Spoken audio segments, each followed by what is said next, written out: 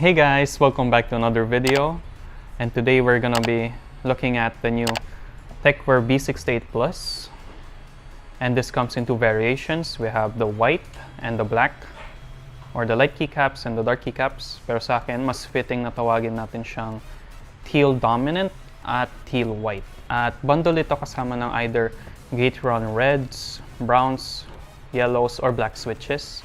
At ating titignan ngayon ay ang yellow switches. At makikita din natin sa next unboxing video na Tecware Veil ang black switches, and stay tuned for that and consider subscribing para hindi nyo ma-miss out. And without further ado, let's start the unboxing. We could be flying free, leave our worries below. Safe and sound, no one around, say the word and we'll go. But baby, we'll fall. We all go dancing down, and paradise is found.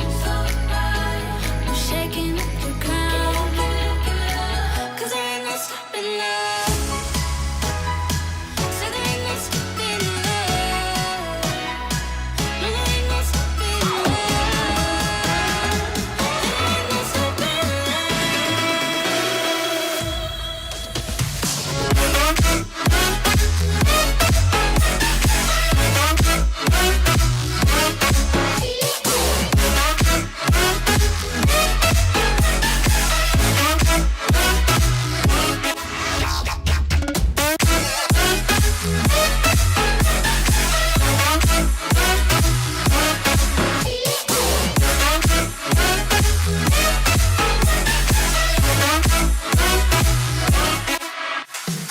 Okay, first impressions, your average 68 key layout na keyboard.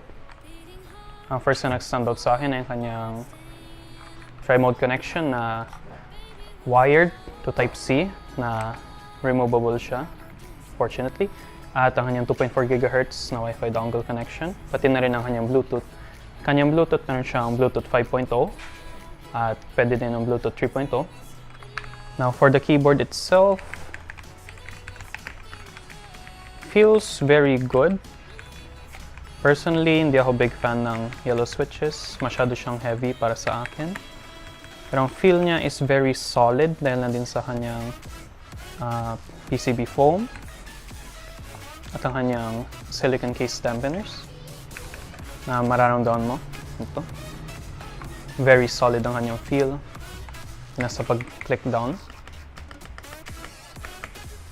Meron din siyang modular switch sockets for kill switches.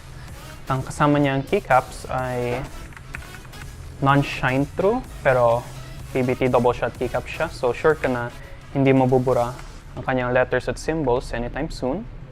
At ang accessories na kasama niya na included sa box ay isang keycap and switch remover, isang 1.8 meters na braided cable na Type-C to USB-A, at ang kanyang 2.4 GHz na Wi-Fi dongle. Now, para sa 2.4 GHz na Wi-Fi dongle natin, while hindi naman siya deal breaker, mas ma-appreciate ko sana ang keyboard na to kung meron siyang lalagyan somewhere in the keyboard itself, lalo na para sa mga taong mahilig magdala ng sarili nilang keyboard, mahilig mag-travel.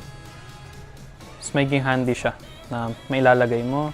But overall, it's still a very solid keyboard for its price range. At nandito din ang isa niyang variation na color black ang likod. Kanyang teal dominant na keycaps. Okay, next na natin ang pagtetesting ng keyboard na ito.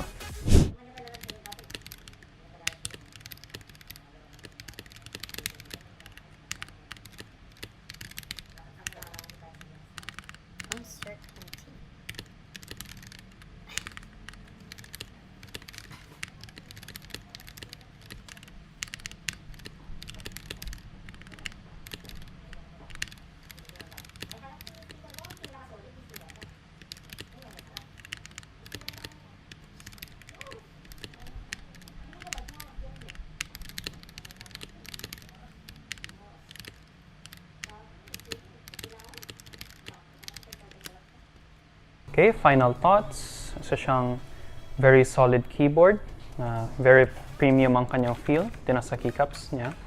At ang nagustuhan ko sa keyboard na ito ay kinuha niya ang popular sa kanyang price range at tinagdagan pa niya tulad ng PCB foam niya, kanyang silicone case dampeners, din na rin ang kanyang key remapping na usually mahanap mo lang sa mga mas mahal pang mga keyboard. Overall, satisfied ako. May re-recommend ko itong keyboard sa kahit sino mang kakilala ko.